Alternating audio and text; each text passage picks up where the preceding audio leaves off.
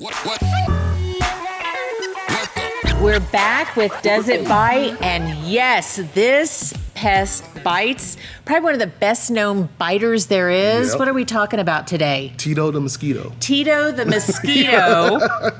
I'm Stephanie. This is Michael. Welcome to another edition of our podcast about all things pests, bugs, creepy crawlies, wildlife, you name it.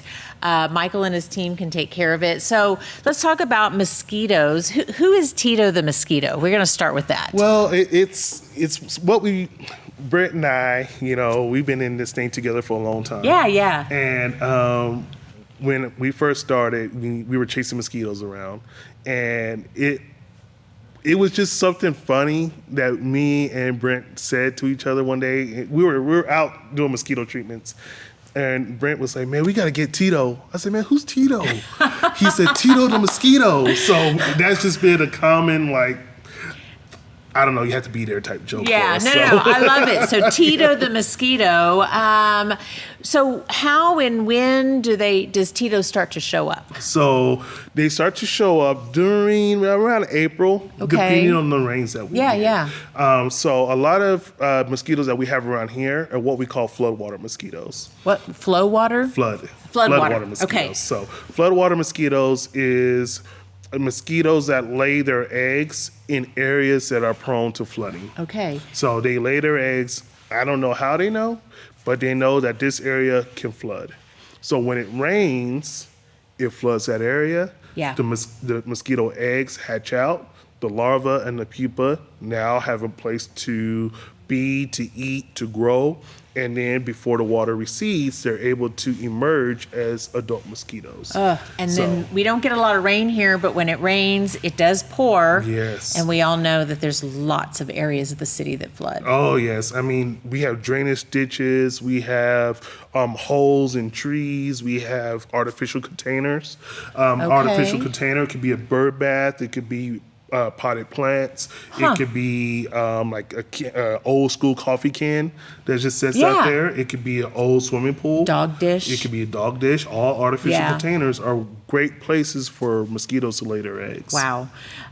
So how do you keep them out of your yard? So that's going back to even, artificial containers and flood areas and things like that. So especially artificial containers. So that's a problem that we have here. We just have a lot of stuff. Yeah. And a lot of stuff we just throw in the backyard. I went to one, and the customer complained about mosquitoes. Boy, they were complaining. And they were like, "Michael, they're just everywhere. I don't know where they're coming from. Can you treat?" I'm like, yeah, I could treat.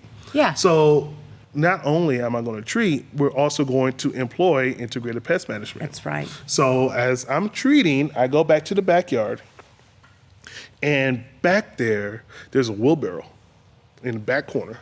Not upside down. Not upside down, just full of water. Oh, gosh. And I look down in it, and there's pupa and larva. Like you can see them in the water. Oh, yeah. And they're just having a good old time. They're growing. It's like, Pee-wee's Playhouse in there. They're just having a good old time and growing up and emerging as adult mosquitoes. And I'm like, well, this is your issue. This is where Something it's happening. so simple that we don't always think about. And all you have to do is just turn it over. So anything that collects water is going to harbor mosquitoes, especially green pools.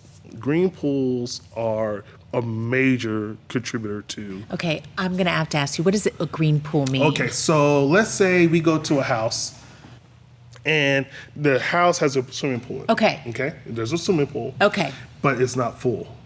It's not being maintained. Oh, gotcha. So when it rains, or if the pool's not completely drained, there's water that's standing at the bottom. And what makes it green is that the moss and the green stuff that starts to grow. If I didn't know, somebody else didn't know. I had to ask. Yeah, so that means all that green stuff is food for larvae and pupa. So the more stagnant sort of the water is, the more it's going to attract them. The best thing for mosquitoes to thrive in. Okay. Well, we know they're annoying. We know they're itchy, but can they be dangerous? Mosquitoes are one of the most dangerous insects that we deal with. Something so little. Yeah, something so small. And what they do is what we call vector. Okay. Vector is any disease, any animal that can transmit a human disease. Okay. So mosquito is a major vector. So mosquitoes, ticks, fleas, those are what we call vectors. And mosquitoes are a major vector. I mean, there's so many people who have died from there are so many people who have died from mosquito-borne illnesses.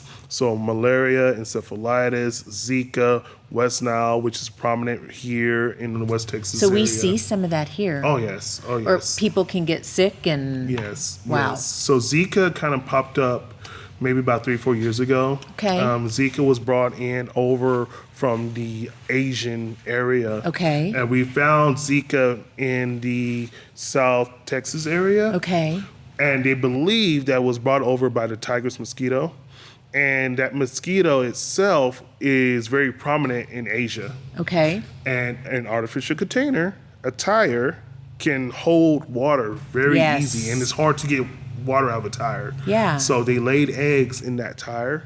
The tire was then shipped over to here to South Texas. And that one mosquito can carry the Zika virus. And it can spread like wildfire. And that's amazing. And it did. That's amazing. So people can definitely get sick from mosquitoes. I know like people in Africa sleep with mosquito nets. Right. Because of malaria issue and things like that. Mosquitoes are very, very important in the vector fight that we deal with. So, can you do anything to repel them on your own? We hear a lot of things about keeping mosquitoes out. So what really works and what doesn't? Yeah, so, there's always home remedies out there. Sure. My mom used to put SSS on us when we were kids. What's SSS? It's that Skin So Soft from Avon. Oh, yeah, that Avon. Yeah. We used to wear that like crazy when we were kids. My mom still believes in it. Of course, there's citronella, everything out there.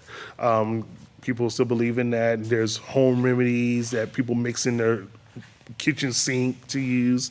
But there's also DEET, which I'm a huge fan of. DEET is the off brand, those different brands like that to keep mosquitoes away. So there's a lot of different things you could do. There's some plants out there that can repel mosquitoes. Oh, okay. There's so many things out there. You could Google and it'll pop up, millions of different things to do. Sure. But I believe in DEET because I've seen DEET work. Right. And also, pest control. Yeah. Where we come in. We can actually come in and kill the mosquitoes in your area. Not only are we going to kill, we're also going to implement integrated pest management to show you, hey, this wheelbarrow is holding water and there's mosquitoes in it. Yeah. Let's dump it out. Let's trim these trees back. Let's trim these bushes back. Because they like to live in those areas. They hide from the sun.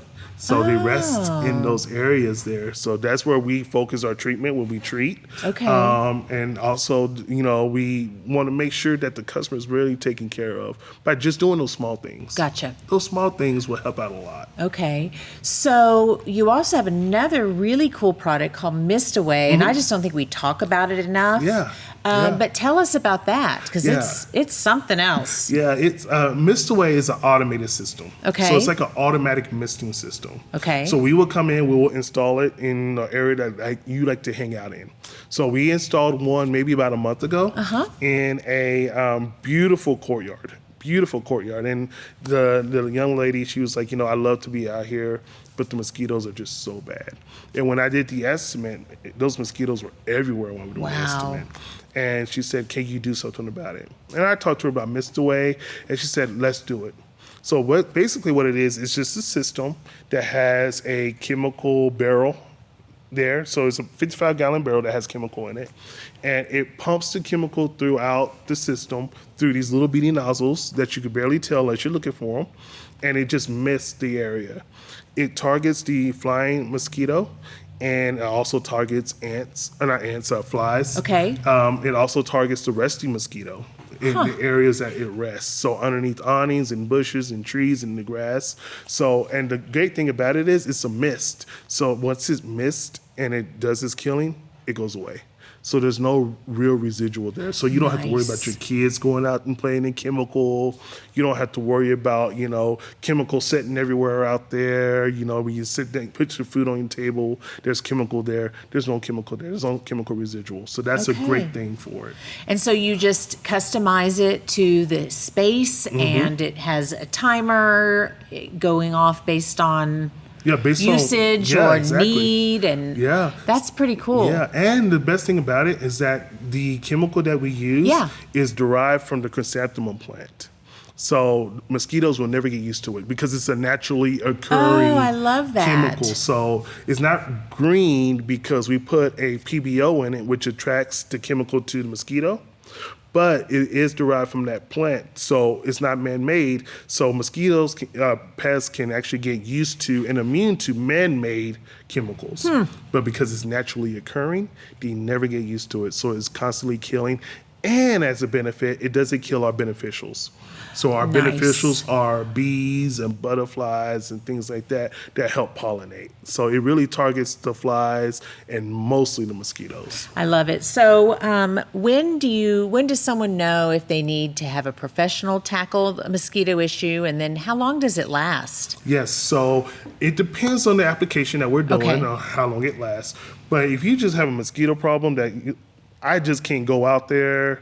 It keeps you from enjoying your yard. Right. I mean, a lot of people spend a lot of money on, making sure that their yard is beautiful. It's another living space. Yeah, it is. Yeah. And, it just, if it gets to a point where you're like, I just can't do it no more, or I just don't want them, period, you give us a call. We'll do an application for you. And if you want to, we can put the mist away in.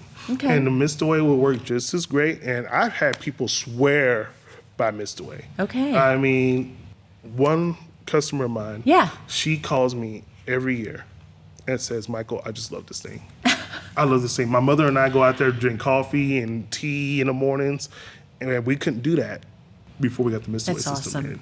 So, I mean, it's an amazing system. We've been doing it for about 7 years now. Okay. So it's amazing system. I love it. I love it. Anything else we need to know about mosquitoes before we fly away? Yes. So you did ask how long it lasts. So the mist away only lasts while it's active.